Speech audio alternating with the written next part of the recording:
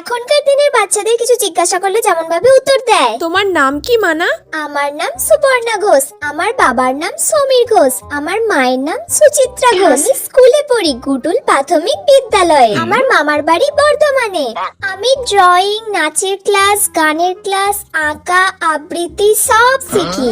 আমার বেস্ট ফ্রেন্ডের নাম সুতিষ্ণা, ওকে আমার খুব ভালো লাগে। আর আমার পছন্দ হয় না ওই স্কুলের সুমিকে, যাকে আমি একদমই পছন্দ করি না। আচ্ছা ঠিক আছে মানা, তুমি তো সব একবারই বলে দিলে, আমাকে তো আর কিছু জিজ্ঞাসা করতেই হলো না। আগেকার দিনের বাচ্চারা যেমন ভাবে উত্তর দিত।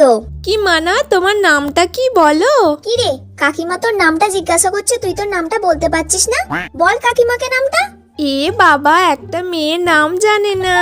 আসলে কি বলুন তো, ও না একটু লোক দেখলে বেশি লজ্জা পেয়ে যায়, সেই জন্য কিছু বলতেই পারে না। আসলে আমার মেয়েটা না খুব লাজুকে। আরে পালাচ্ছ কেন? দাঁড়াও দাঁড়াও।